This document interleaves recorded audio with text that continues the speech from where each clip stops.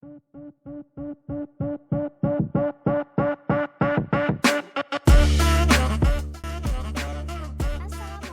warahmatullahi wabarakatuh. Hai teman-teman, kembali lagi di YouTube channel saya, Khadijah Rahmah. Di video kali ini saya buat untuk memenuhi tugas mata kuliah pembelajaran sejarah kebudayaan. Judulnya Perkembangan Islam di Cirebon abad ke-15.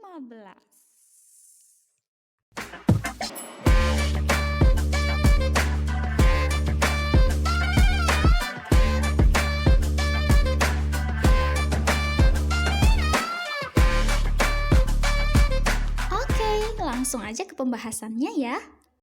Yang pertama, abad ke-15. Kapan sih abad ke-15 itu? Ya, abad ke-15 itu adalah berlangsung sejak 1401 Masehi sampai 1500 Masehi. Pada abad ke-15, Cirebon menjadi salah satu pusat penyebaran agama Islam di Pulau Jawa. Peradaban dan perkembangan agama Islam di Cirebon sangat lekat dengan peran Wali Songo. Salah satu wali Songo yang berperan dalam peradaban dan perkembangan Islam di Cirebon adalah Sunan Gunung Jati. Sunan Gunung Jati disebut mampu membawa peradaban dan perkembangan agama Islam di Cirebon. Ini dikarenakan selain sebagai seorang ulama, Sunan Gunung Jati juga merupakan sultan yang bertahta pada tahun 1479 sampai 1568. Sebelumnya, Cirebon dipimpin oleh Pangeran Cakrabuana yang merintis pemerintahannya di Cirebon berdasarkan asas Islam.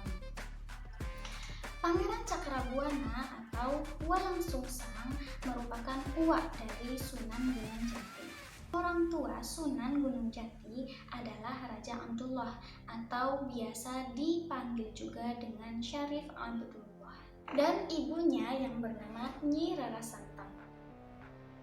Sunan Gunung Jati menikah dengan Nyi Ratu Pakumbati yang merupakan putri dari Pangeran Cakrabuana. Setelah Pangeran Cakrabuana wafat, kemudian kekuasaannya diserahkan kepada Sunan Gunung Jati yang juga merupakan menantunya. Sunan Gunung Jatilah yang mendirikan Kesultanan Cirebon yang merdeka dari Pajajaran. Pada masa pemerintahannya, Sunan Gunung Jati tidak hanya di bidang keagamaan saja yang berkembang secara pesat, namun juga di bidang-bidang lainnya seperti bidang politik, pembangunan sarana dan prasarana, dan juga perdagangan di Cirebon. Di masa Sunan Gunung Jati juga dibangun Masjid Sang Ciptarasa yang terletak di samping kiri keraton dan di sebelah barat alun-alun sebagai pusat penyebaran agama Islam di Cirebon. Sunan Gunung Jati menggunakan pendekatan sosial budaya dalam dakwahnya di Cirebon. Pendekatan yang dilakukan Sunan Gunung Jati ini dengan mudah diterima oleh masyarakat luas hingga Cirebon mengalami perkembangan yang begitu pesat pada masa ini. Oke, kurang lebih seperti itu ya teman-teman perkembangannya. Kemudian Sunan Gunung Jati diperkirakan wafat pada abad ke-16. Makam Sunan Gunung Jati hingga saat ini masih ramai sebagai salah satu wisata religi di Pulau Jawa. Oke, kurang lebih seperti itu ya guys ceritanya dari saya. So, buat teman-teman yang punya ilmu yang lebih banyak dan lebih luas lagi, yuk tulis di kolom komentar, kita sharing bareng-bareng di sini.